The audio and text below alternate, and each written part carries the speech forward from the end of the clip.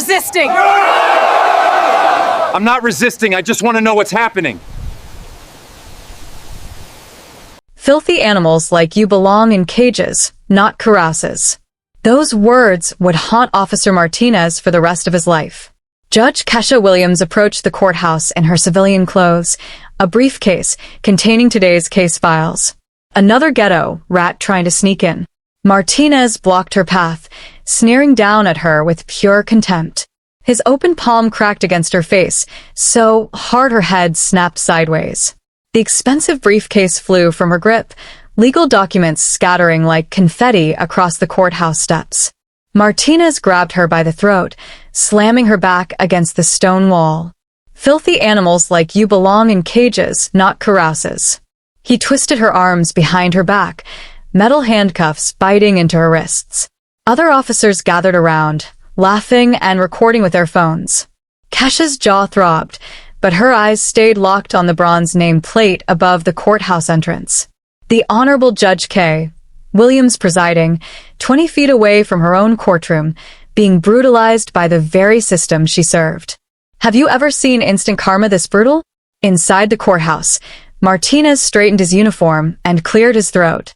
He had done this dance many times before. Spin the story, control the narrative, make himself the hero. The system always believed cops over criminals, especially when those criminals looked like her. Your Honor, Martinez began, his voice steady and practiced. I was conducting routine security protocols when I encountered a suspicious individual attempting to breach courthouse security. He gestured toward Kesha, now sitting in handcuffs at the defendant's table, a purple bruise blooming across her left cheek. The defendant was acting erratically, refusing to provide identification, and became increasingly agitated when asked to comply with standard security procedures. The temporary judge, Judge Harrison, a pale, thin man in his 60s, nodded approvingly. And what exactly did you observe, Officer Martinez? Well, sir, she was dressed inappropriately for court proceedings, carrying what appeared to be stolen legal documents. Martinez's eyes gleamed as he warmed to his fabrication. When I approached to investigate, she became verbally aggressive, using profanity and making threats. From the gallery, two other officers, Rodriguez and Thompson, exchanged knowing looks. They had heard Martinez tell similar stories dozens of times, different faces, same script. She kept screaming about being someone important. Martinez continued, his voice dripping with disdain. These people always claim to be lawyers, judges, senators, anything to avoid accountability. I've seen this playbook before, Your Honor. Judge Harrison leaned forward, clearly engaged. Did she attempt to flee or resist arrest? Absolutely. The defendant became physically combative when I attempted to place her in protective custody. I was forced to use the minimum necessary force to ensure public safety. Martinez's hand trembled almost imperceptibly as he spoke, the only crack in his polished performance. The courthouse stenographer's fingers flew across her machine, capturing every lie for posterity. In the back row, a young law clerk frowned, something nagging at her memory. Officer Rodriguez, the prosecutor called. Can you corroborate Officer Martinez's testimony? Rodriguez stood, his uniform pressed to perfection. Yes, ma'am. I witnessed the entire incident. The defendant was clearly attempting to circumvent security protocols. Officer Martinez handled the situation with remarkable professionalism. And the alleged assault? Judge Harrison inquired. Martinez's jaw tightened. Your Honor, I used only the force necessary to subdue an aggressive individual who is threatening courthouse security. The defendant's injuries, if any, resulted from her own resistance to lawful commands. He pulled out his phone, swiping to a video that conveniently started mid-confrontation. I have partial footage here, though unfortunately my body cam malfunctioned this morning. The lie rolled off his tongue like honey. How convenient, Kesha murmured, speaking for the first time. I'm sorry. Judge Harrison raised an eyebrow. Nothing, Your Honor, she replied calmly, though her eyes blazed with controlled fury. Martinez continued his performance. What we're seeing here is a classic case of someone playing the victim card after being caught breaking the law. She was trespassing on government property, carrying suspicious documents, and when confronted with her criminal behavior, she immediately claimed discrimination. The prosecutor, a middle-aged woman named Sandra Walsh, nodded sympathetically. Officer Martinez, in your 15 years of service, have you encountered similar situations? Unfortunately, yes. There's a pattern here. Certain individuals believe they're above the law, that rules don't apply to them. They use accusations of racism to deflect from their own criminal behavior. Martinez's voice rose with righteous indignation. It's honestly insulting to the real victims of discrimination. Several people in the gallery, mostly white courthouse employees, nodded in agreement. They had heard similar stories on the news, seen similar narratives play out in social media. It felt familiar, comfortable even. The defendant claimed she was going to work. Martinez made air quotes mockingly, but she couldn't provide any employment verification, any identification, or any legitimate reason for being in a restricted area of the courthouse. Thompson, the third officer, stepped forward. If I may add, Your Honor, the defendant was carrying what appeared to be confidential legal documents. We suspect she may have been involved in some kind of identity theft or fraud scheme. Judge Harrison looked intrigued. Fraud scheme? Yes, sir. Martinez jumped back in, sensing momentum. These documents had judicial letterhead, case numbers, and sensitive information. No legitimate citizen would have access to materials like this. We believe she may have been planning to impersonate court personnel. The irony was so thick, it was almost suffocating. But Martinez pressed on, oblivious to the trap he was setting for himself. In my professional opinion, he concluded, this is simply another case of someone trying to game the system. She knows if she can make this about race, about alleged police brutality, she can distract from her actual crimes. It's a calculated manipulation of public sympathy. He turned to face Kesha directly, his eyes cold and contemptuous. These people think they can just waltz into any building, any courtroom, any space they choose. And when they're stopped, they scream discrimination. Well, not in my courthouse. The words hung in the air like a poisonous cloud. Several court staff members shifted uncomfortably, while others remained stone-faced. Your Honor, Prosecutor Walsh added, the state recommends we proceed with charges of trespassing, resisting arrest, and assault on a police officer. The defendant's attempt to frame this as a civil rights issue is clearly a desperate defense strategy. Martinez allowed himself a small smile. This was going exactly as planned. Another case, another win, another reminder that the system worked the way it was supposed to. People knew their place, or they learned it the hard way. Furthermore, he continued, emboldened by the supportive atmosphere, I want to emphasize that I showed remarkable restraint. The defendant was clearly unstable, possibly under the influence of narcotics. A lesser officer might have used much more significant force.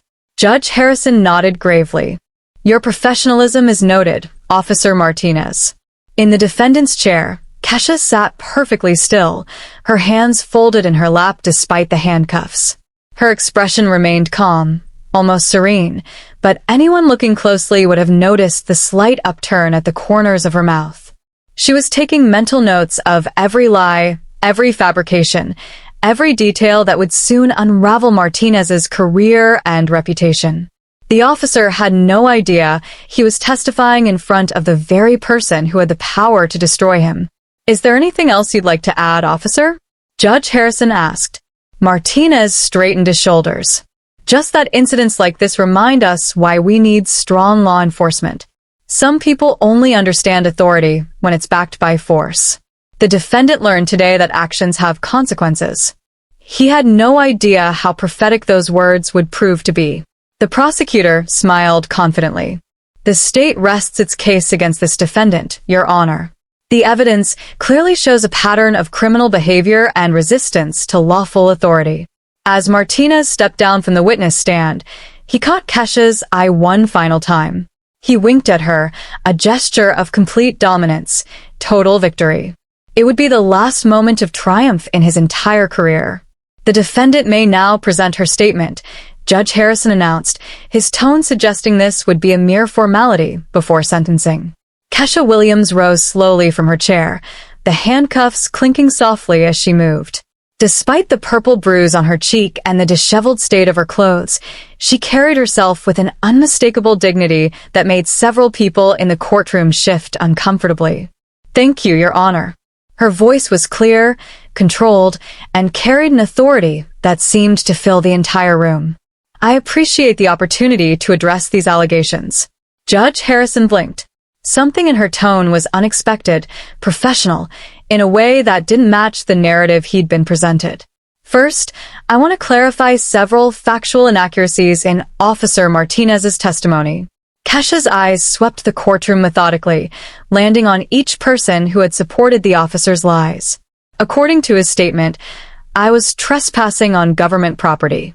However, I was walking on a public sidewalk approaching the main entrance of this courthouse at approximately 8:47 a.m. She turned slightly, addressing Judge Harrison directly. "Your Honor, I'm sure you're familiar with the Supreme Court ruling in HGV's Committee for Industrial Organization, which clearly establishes that public sidewalks adjacent to government buildings are traditional public forums where citizens have a constitutional right to be present." The stenographer's fingers paused mid-stroke. The prosecutor frowned. This wasn't the rambling, emotional outburst they'd expected from someone facing serious charges. "Furthermore," Kesha continued, "Officer Martinez testified that I was carrying suspicious documents and suggested I was involved in identity theft. I'd like to examine that claim more closely." She gestured toward the evidence table, where her scattered papers had been collected. "Those documents are indeed authentic legal materials. Specifically, they include pending case files, judicial memoranda, and administrative correspondence, all of which I have legitimate access to in my professional capacity." "Professional capacity?" Judge Harrison interrupted. "And what exactly is your profession, miss?" Kesha paused, a slight smile playing at the corners of her mouth. "Williams. Dr. Williams. And I think we'll get to my professional background shortly, Your Honor." Martinez felt a chill run down his spine. Something was very wrong with this picture. "Your Honor, if I may continue," Kesha said, her voice taking on the cadence of someone completely comfortable in a courtroom setting. "Officer Martinez also testified that I became verbally aggressive and used profanity. I'd like to address that claim by invoking my Fifth Amendment right to remain silent regarding any statements I may have made during the alleged incident." She paused, letting that sink in. "However, I will note that any statements I did make were in direct response to being physically assaulted without provocation, warning, or legal justification." The young law clerk in the back row sat up straighter. Something about this woman's voice, her mannerisms, seemed familiar. "Now, regarding the officer's claim that his body cam malfunctioned," Kesha continued. And now there was steel in her voice. "Your Honor, I'm sure you're aware of the federal rules of evidence, particularly Rule 106, which allows for the introduction of summaries of voluminous records. I have reason to believe that comprehensive video and audio evidence of this morning's incident exists and will be made available to this court." Judge Harrison leaned forward. "What kind of evidence are you referring to?" "Your Honor, this courthouse has extensive security camera coverage, including high-definition cameras positioned at 15-foot intervals along the main approach. Additionally, the county maintains automatic backup systems for all officer body cam footage, regardless of claimed equipment malfunctions." The color drained from Martinez's face. He had forgotten about the courthouse security cameras in his rush to control the narrative. "I would like to formally request," Kesha continued, "that this court issue a preservation order for all electronic surveillance data from this morning between 8:45 and 9:05 a.m., including but not limited to courthouse security footage, body cam backup files, and any mobile phone recordings that may have been made by officers present at the scene." Prosecutor Walsh stood abruptly. "Objection, Your Honor. The defendant cannot simply make evidentiary demands without proper legal representation." Kesha turned to face the prosecutor with a look that made the woman take an involuntary step backward. "Your Honor, pro se defendants have the constitutional right to present evidence in their own defense under the Sixth Amendment. Additionally, Brady v. Maryland establishes the prosecution's obligation to preserve potentially exculpatory evidence." The silence in the courtroom was deafening. This was not how these cases usually went. Judge Harrison cleared his throat. "Miss Williams, You seem unusually familiar with legal procedure. Do you have formal legal training? I have some experience with the judicial system, Your Honor. Kesha's response was carefully neutral, but her eyes gleamed with something that looked almost like amusement. She walked as much as the handcuffs would allow to the evidence table and gestured toward her scattered belongings. Your Honor, I'd also like to address Officer Martinez's characterization of my presence here as suspicious or unauthorized. She pointed to a specific document among the papers. This is my daily court calendar, which shows I was scheduled to preside over.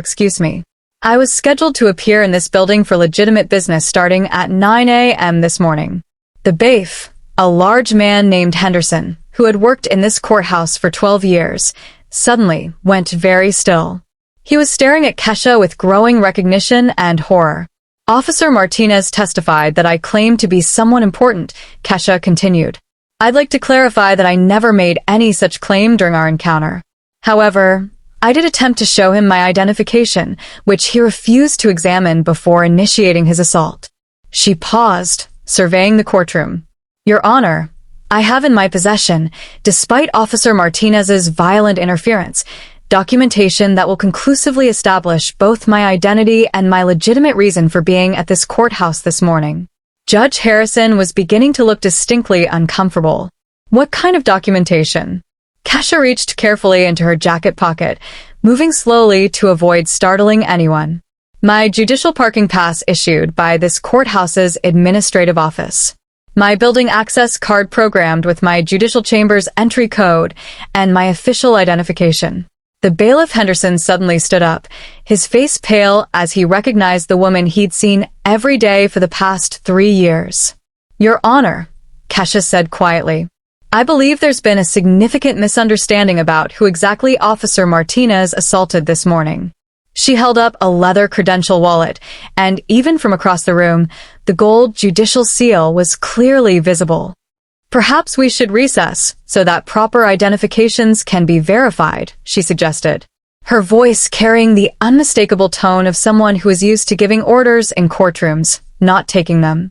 Judge Harrison stared at the credential wallet, then at Kesha's face, then at the bailiff, who was nodding grimly. Court will recess for 15 minutes, he said hoarsely. As the gavel fell, Martinez felt his world beginning to crumble around him. Whatever game he thought he was playing, he was beginning to realize he might not understand the rules at all. During the 15-minute recess, the courthouse buzzed with nervous energy. In a small holding room adjacent to the courtroom, Kesha sat calmly while Bailiff Henderson fumbled with his keys, his hands shaking as the reality of the situation hit him. Judge Williams, he whispered, his voice thick with horror. Jesus Christ, Judge Williams. I am so sorry. I didn't recognize you in civilian clothes, and when they brought you in like that. It's all right, Henderson, Kesha replied softly. You weren't part of this, but I need you to do something for me. Anything, Your Honor. Anything at all. I need you to go to my chambers quietly and bring me my judicial robes, the black ones with the gold trim. And Henderson. She looked him directly in the eye. Bring my gavel, too. The engraved one from my swearing-in ceremony. Henderson nodded vigorously and hurried out, leaving Kesha alone with her thoughts. She closed her eyes and took a deep breath, centering herself the way she had learned to do during her 23 years on the bench. This morning she had been Judge Kesha Williams, respected jurist, protector of constitutional rights, guardian of justice.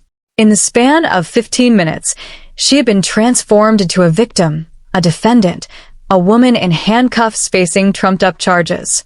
But now it was time to reclaim what was hers. Her phone, confiscated during the arrest, but now returned, buzzed with missed calls and messages. Her clerk, Janet Morrison, had sent increasingly frantic texts. Judge Williams, where are you? The Peterson hearing is in 30 minutes. Your Honor, the attorneys are here asking about delays. Judge Williams, please call me back. There are rumors that something happened. Kesha typed back quickly. Tell the Peterson attorneys we'll reschedule. Something more important has come up. Clear my afternoon calendar. She scrolled through her contacts until she found the number she was looking for. Chief Judge Margaret Carter, the administrative head of the entire judicial district. Margaret, it's Kesha. Kesha, thank God. We heard there was some kind of incident. Are you all right? I've been better. Margaret, I need you to do something for me, and I need you to do it without asking questions right now. Of course. Whatever you need. I need you to contact the courthouse security office and tell them to immediately preserve and copy all surveillance footage from this morning between 8:45 and 9:15 a.m. All cameras, all angles. And Margaret, make sure there are multiple copies stored in different locations. There was a pause. Kesha, what exactly happened this morning? A police officer named Martinez just spent an hour testifying under oath about how he heroically subdued a dangerous criminal who was trespassing on courthouse property. Kesha's voice was steady, but there was an edge to it that Chief Judge Carter had never heard before. And the dangerous criminal was me, Margaret. On my way to work, he didn't just arrest me. He assaulted me in front of this courthouse, called me a filthy animal, and told me I belonged in a cage. The silence on the other end of the line stretched for nearly 30 seconds. Jesus Christ, Kesha, are you? What do you need? Should I call the FBI, the Attorney General's office? Not yet. Right now, I need those surveillance recordings secured, and I need you to make some phone calls. I want every case Officer Martinez has testified in over the past 5 years pulled and reviewed. Every single one. Consider it done. But Kesha, you can't handle this case yourself. There's a conflict of interest. And Margaret, in about 10 minutes, I'm going to walk back into that courtroom wearing my judicial robes. Officer Martinez is going to learn exactly who he assaulted this morning, and more importantly, who has the power to ensure he faces the consequences of his actions. Henderson returned carrying a garment bag and a small wooden box. Your robes, your honor. Obes, and your gavel. Kesha stood and unzipped the garment bag, revealing the flowing black judicial robes that had been her armor for over 2 decades. As she slipped them on, she felt the transformation begin. The fabric settled on her shoulders like a mantle of authority. Each fold a reminder of the power she wielded, the oaths she had taken, the justice she was sworn to protect. She opened the wooden box and lifted out her ceremonial gavel, its weight familiar and comforting in her hand. Engraved on its handle were the words, "Justice is blind, but she sees all." Henderson, she said, adjusting her robes. When we return to that courtroom, I want you to announce to me properly. Yes, Your Honor. How would you like to be announced? Kesha Williams straightened to her full height, every inch the federal judge she had been for the past 23 years. The Honorable Judge Kesha Williams presiding. She looked at herself in the small mirror on the wall. The bruise on her cheek was still visible, but now it served a different purpose. It wasn't just evidence of Martinez's brutality. It was a symbol of how far the system had fallen and how completely it was about to be restored. When court resumes, Officer Martinez will learn what justice really means. All rise. Henderson's voice boomed through the courtroom with an authority that made everyone snap to attention. But what happened next would be seared into their memories forever. Court is now in session. The Honorable Judge Kesha Williams presiding. The words hit the courtroom like a thunderbolt. Officer Martinez, who had been leaning casually against the prosecutor's table, went rigid. Judge Harrison, still seated in what he now realized was not his chair, turned pale as death. The prosecutor's mouth fell open. Kesha Williams entered through the judge's chamber door, wearing her full judicial robes, the gold trim catching the overhead lights. She moved with the measured pace of someone who had walked this path thousands of times before. In her right hand, she carried her ceremonial gavel. The silence was absolute. Not a single person dared to breathe. She took her place behind her bench, and sat down slowly, deliberately. Her eyes swept the courtroom, taking in every shocked face, every dropped jaw, every person who was finally beginning to understand the magnitude of what had just happened. Officer Martinez, she said quietly, her voice carrying the full weight of judicial authority.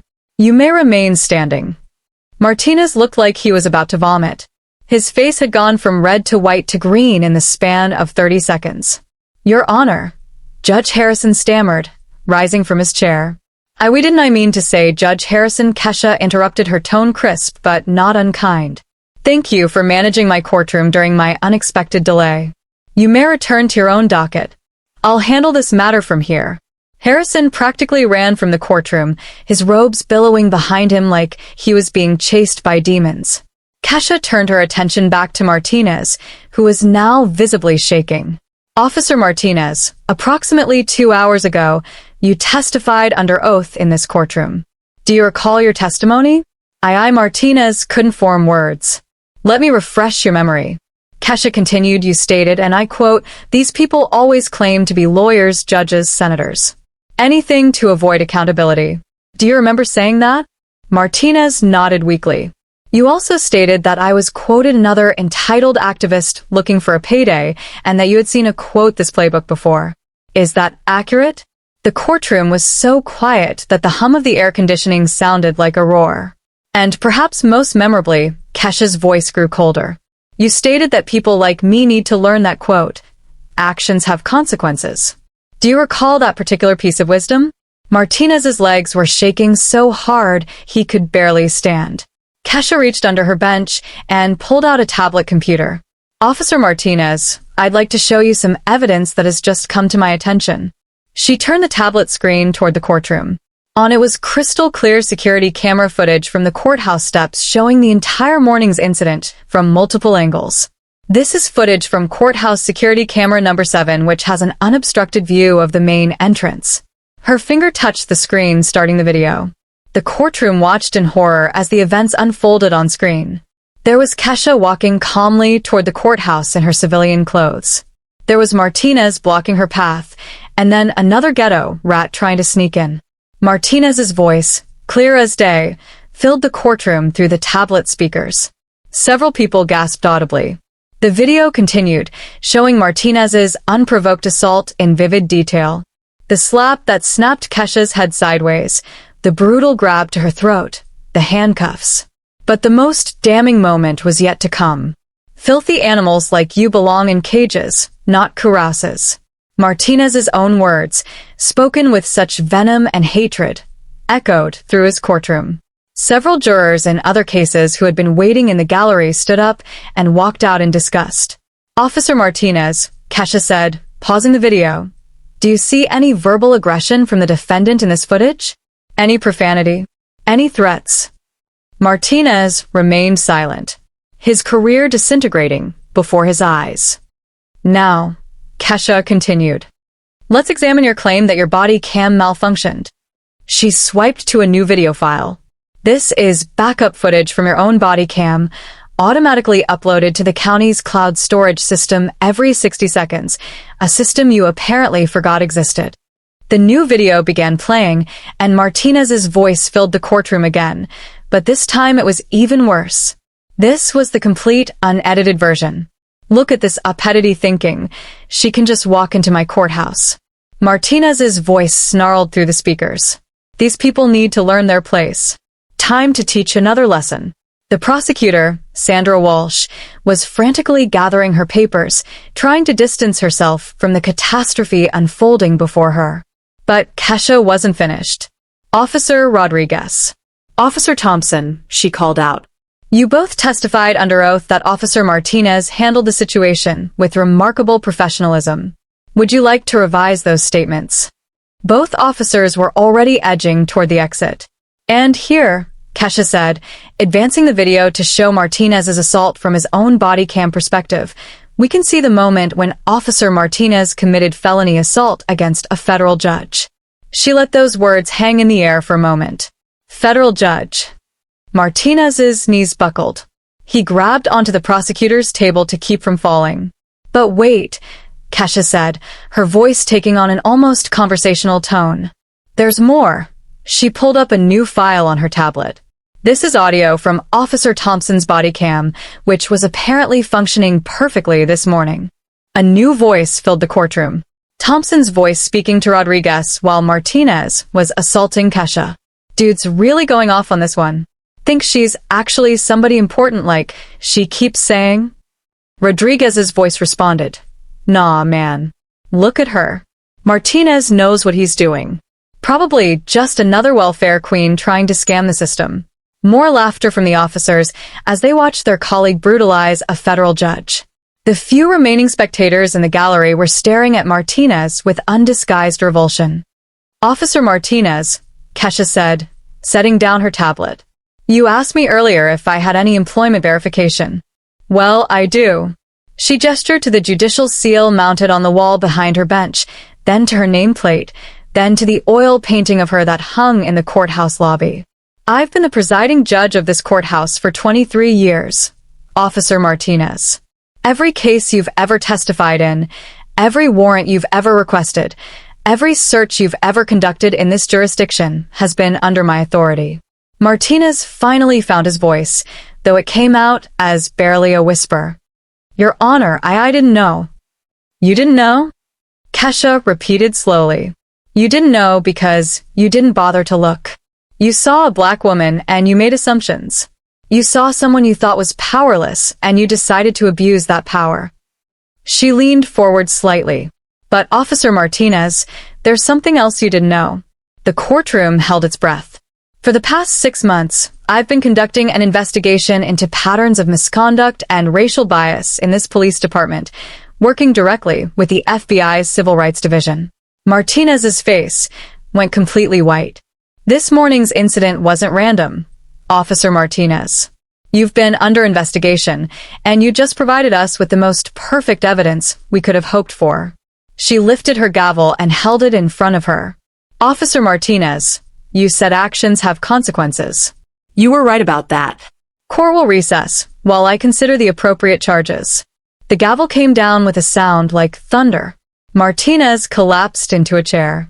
His career, his reputation, and quite possibly his freedom now hanging by a thread. When court resumed 20 minutes later, the atmosphere had completely transformed. Word had spread throughout the courthouse like wildfire.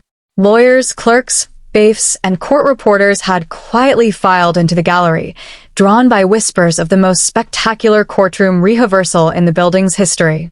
Martinez sat slumped in what was now clearly the defendant's chair. His uniform wrinkled, his face ashen. His attorney, a nervous public defender named Michael Carter, who had been hastily summoned, kept shooting worried glances at his client. Judge Kesha Williams returned to her bench with the same measured dignity she had displayed thousands of times before, but now every eye in the room saw her differently. This wasn't just any judge. This was the woman who had been brutally assaulted by the man now trembling before her bench. "Officer Martinez," she began, her voice carrying the full weight of 23 years of judicial authority. "Before we proceed with the serious criminal charges you now face, I believe this court and everyone present deserves to understand exactly who you assaulted this morning." She stood, moving around the bench to address the packed courtroom directly. "My name is Judge Kesha Williams. I have served as the presiding judge of this courthouse for 23 years. I was appointed to this position by Governor Richardson in 2001, and I was confirmed by the state Senate with a unanimous vote." Her voice grew stronger with each word. "I graduated magna cum laude from Harvard Law School, where I was editor of the Harvard Law Review. Before my appointment to the bench, I served for 8 years as a federal prosecutor in the Civil Rights Division of the Department of Justice." Martinez's attorney was frantically scribbling notes, probably calculating how many years his client was facing. "During my tenure as a federal prosecutor, I specialized in cases involving police misconduct, civil rights violations, and institutional racism. I successfully prosecuted 47 cases against law enforcement officers who abused their authority." She paused, letting that number sink in. "In my 23 years on this bench, I have presided over more than 15,000 cases. I have sentenced hundreds of defendants, from petty thieves to murderers. I have seen every type of criminal behavior, every excuse, every justification." Judge Williams walked closer to where Martinez sat cowering. "But in all my years of service, Officer Martinez, I have never, not once, encountered such a perfect example of everything that is wrong with policing in America." The packed courtroom was silent, except for the sound of Martinez's labored breathing. "You see, Officer Martinez, when you called me a ghetto rat and a filthy animal, when you told me I belonged in a cage, when you slammed me against the wall of my own courthouse, you weren't just assaulting a random citizen." She returned to her position behind the bench. You are assaulting the person who has dedicated her entire career to ensuring that officers like you are held accountable for their actions. Judge Williams opened a thick file that had been placed on her bench. This file contains detailed records of every case you've testified in over the past 5 years. 43 cases, Officer Martinez. 43 times you've stood in my courtroom and sworn to tell the truth. She flipped through several pages. 28 of those cases involved defendants who were people of color. In 26 of those cases, you were the arresting officer. And in every single one, Officer Martinez, you described the defendants using remarkably similar language to what you used with me this morning. Martinez's face had gone from white to gray, acting erratically, refusing to comply, becoming aggressive, threatening officer safety. The same words, the same narrative, the same lies over and over again. Judge Williams closed the file with a sharp snap. But here's what you didn't know, Officer Martinez. For the past 6 months, I've been working with the FBI's Civil Rights Division, the State Attorney General's Office, and the Department of Justice to investigate systemic patterns of racial bias and misconduct in this police department. The public defender stopped writing and simply stared at his client with something approaching pity. Your name, Officer Martinez, appears on a federal watch list. You have been under surveillance. Your communications have been monitored. Your arrest patterns have been analyzed. She leaned forward slightly. And this morning, Officer Martinez, you provided us with the most perfect, unambiguous, undeniable evidence of criminal civil rights violations that any prosecutor could hope for. Judge Williams lifted her gavel. You assaulted a federal judge while she was performing her official duties. You did so based explicitly on racial animus as evidenced by your own recorded statements.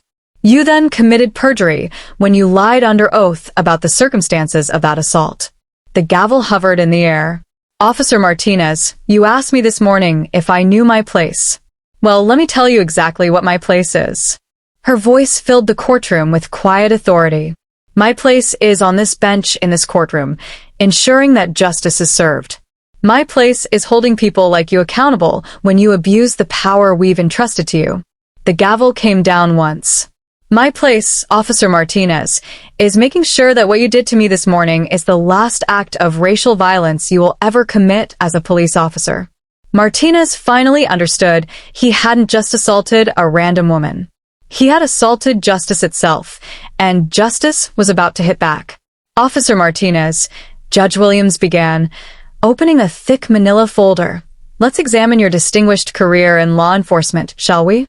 Martinez's attorney leaned over to whisper urgently in his client's ear, but Martinez seemed paralyzed, unable to respond to anything happening around him. According to records from Internal Affairs, you've been the subject of 47 formal complaints during your 15-year career.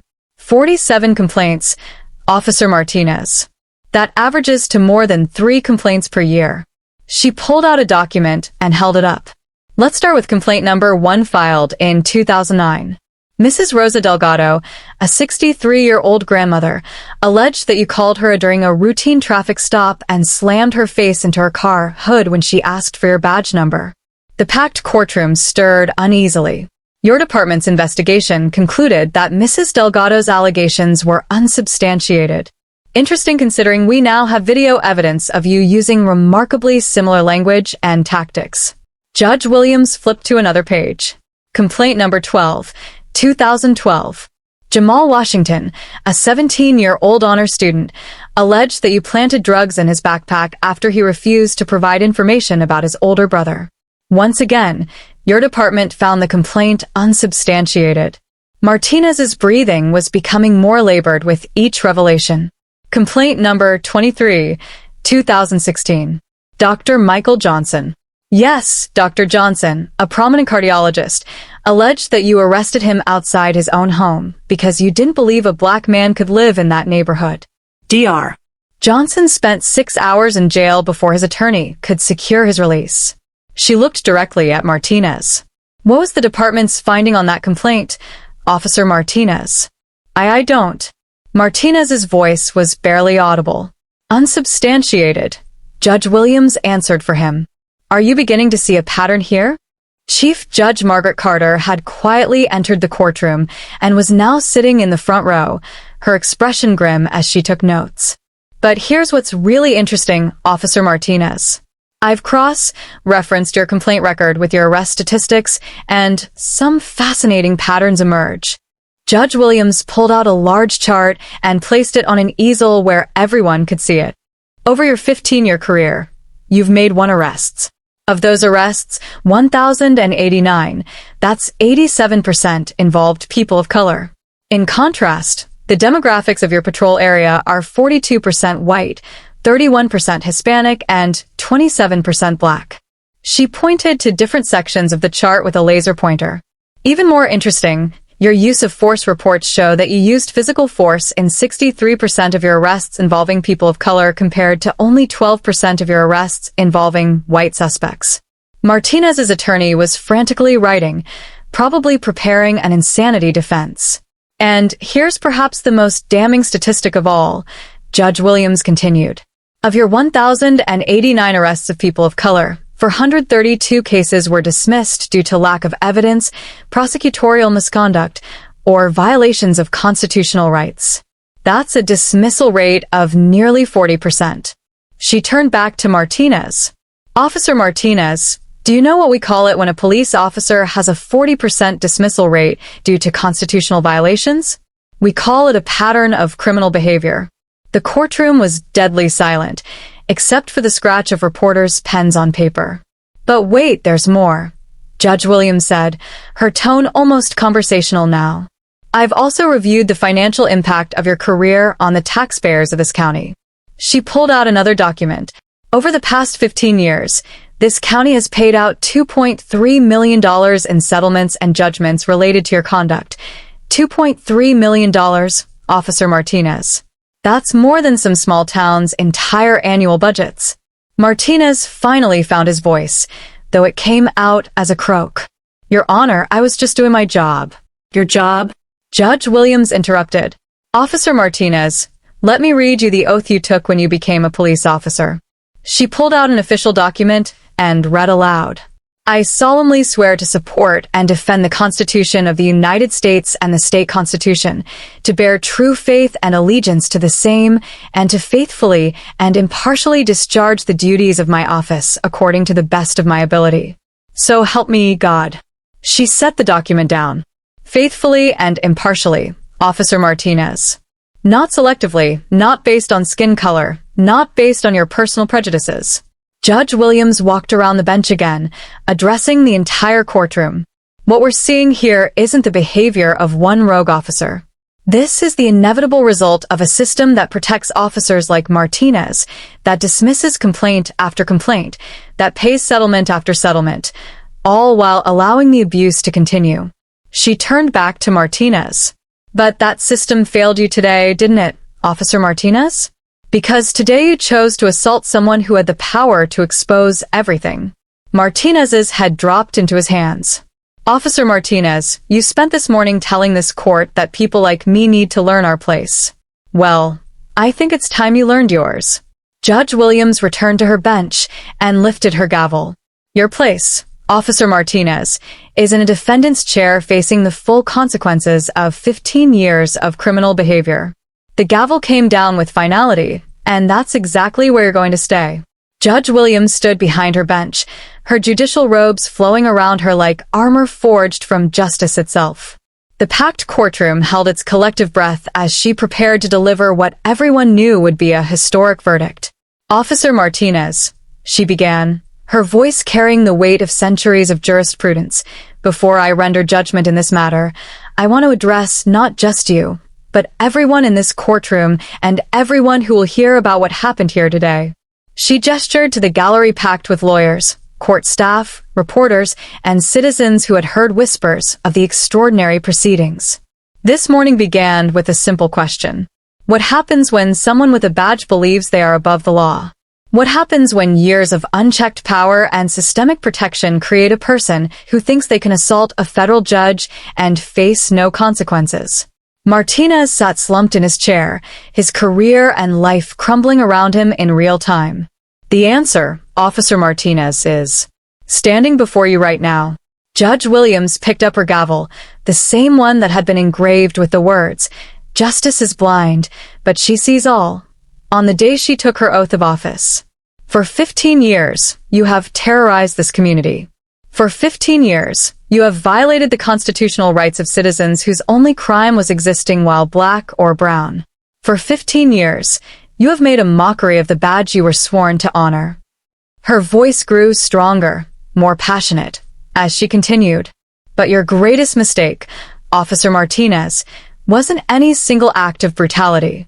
Your greatest mistake was believing that the system would always protect you, no matter how far you went, no matter how many lives you destroyed. Martinez finally looked up, his eyes red and defeated. This morning when you called me a filthy animal and told me I belonged in a cage. When you slammed me against the wall of my own courthouse. When you handcuffed me and paraded me through these halls like a criminal. You thought you were asserting your dominance over just another powerless victim.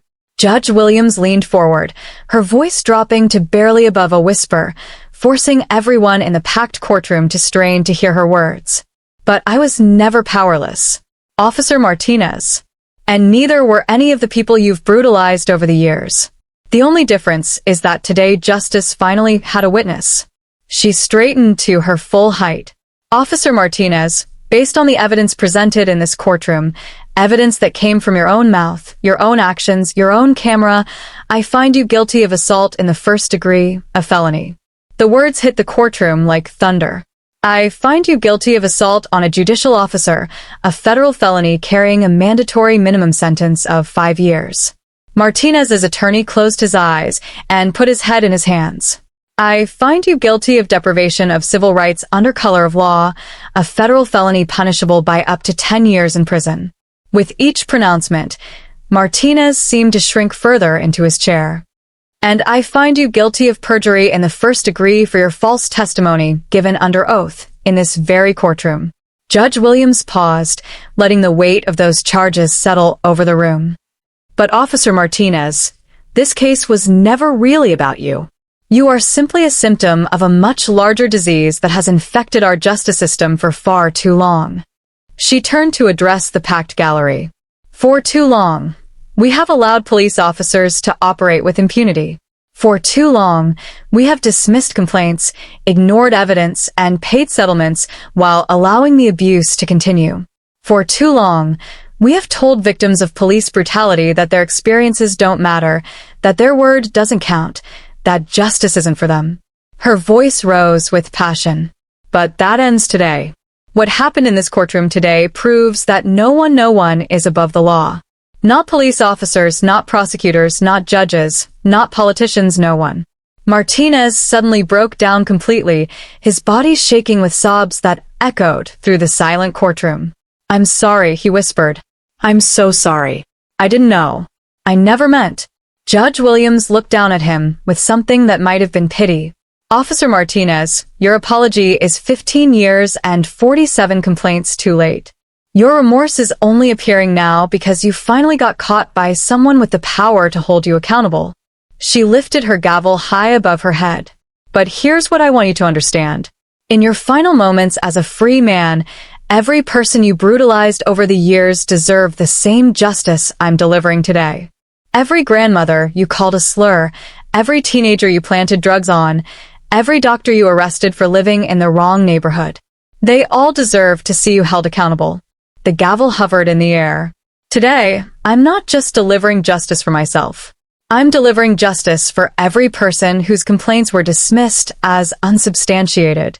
I'm delivering justice for every family who had to watch their loved one get brutalized while the system looked the other way." Her voice filled every corner of the courtroom. "Officer Martinez, you told me this morning to know my place. Well, let me tell you what my place is. My place is ensuring that bullies like you can never again hide behind a badge while destroying innocent lives." The gavel came down with a sound like the crack of thunder. "Officer Martinez, you are hereby sentenced to the maximum penalty allowed by law. You will serve 25 years in federal prison without the possibility of parole." Martinez collapsed completely, his sobs now uncontrollable. Furthermore, Judge Williams continued, I am ordering a federal investigation into every case you have touched, every arrest you have made, and every complaint that has been filed against you. The victims you have silenced for 15 years will finally have their day in court." She set down her gavel and looked out over the packed courtroom. Let this be a message to every police officer, every prosecutor, every official who thinks they can abuse their power without consequences. Justice may be blind, but she sees everything, and eventually she comes for everyone. The courtroom erupted in applause that lasted for 5 full minutes. Justice had finally been served. 6 months later, the ripple effects of that historic morning continued to transform the entire justice system. Officer Martinez was serving his 25-year sentence in federal prison, where his fellow inmates had learned about his crimes through news coverage. His badge, his pension, his freedom, all gone. The man who once terrorized an entire community now spent his days in protective custody, finally understanding what it felt like to be powerless. But Martinez's downfall was just the beginning. The federal investigation Judge Williams ordered uncovered a web of corruption that reached deep into the police department's command structure. 12 officers were terminated. 4 supervisors were criminally charged. The entire department was placed under federal oversight. Chief Judge Margaret Carter established new protocols requiring automatic federal review of any case involving allegations of police misconduct against judicial personnel. Body cameras became mandatory for all officers with backup systems that could never be malfunctioned away. Most importantly, the 432 cases Martinez had tainted were reopened. Dozens of wrongfully convicted defendants were released from prison. Hundreds more had their charges dropped or sentences reduced. The county paid out an additional $8.7 million in compensation to Martinez's victims. Money that came directly from the police department's budget. Judge Williams herself became a national symbol of judicial integrity and courage. She was invited to speak at law schools across the country, sharing the story of how one moment of violence revealed decades of systematic abuse. Her message was always the same. Justice delayed is justice denied, but justice delivered is justice for all. The courthouse where it all happened was renamed the Justice Williams Federal Courthouse in her honor. A bronze plaque near the entrance commemorates the morning that changed everything with a simple inscription. Here, justice finally found its voice. But perhaps the most powerful change was in the community itself. Citizens who had spent years afraid to report police misconduct began coming forward. Community oversight boards were established. Police training programs were completely overhauled with Judge Williams personally designing curricula on constitutional rights and unconscious bias. The young law clerk who had witnessed the proceedings that day, inspired by Judge Williams's courage, decided to specialize in civil rights law. She now works for the ACLU, fighting similar battles in courtrooms across the nation. Rodriguez and Thompson, the officers who had supported Martinez's lies, were terminated and faced federal charges for conspiracy and obstruction of justice. Their recorded laughter while watching a federal judge being brutalized became evidence in a case study taught at police mice nationwide as an example of institutional corruption. The video of Judge Williams delivering her verdict became the most watched courtroom footage in internet history, viewed more than 50 million times. Comments poured in from around the world from people who had experienced similar injustices, but never seen accountability delivered so completely, so publicly, so perfectly. Today, Officer Martinez sits in his prison cell, probably thinking about the moment he chose to assault a woman because he thought she was powerless. He thought he knew his place in the world. He thought he knew hers. He was wrong about both because sometimes justice doesn't just wear a blindfold. Sometimes justice wears judicial robes. Sometimes justice carries a gavel. And sometimes when the moment is right, justice hits back. Never underestimate the power of standing up to bullies. Share the story if you believe everyone deserves justice, regardless of who they are or what they look like. Hit that like button if you want to see more stories of courage triumphing over corruption, and subscribe because justice stories like this happen every day and everyone deserves to see them. Your story could be next. Truth always finds a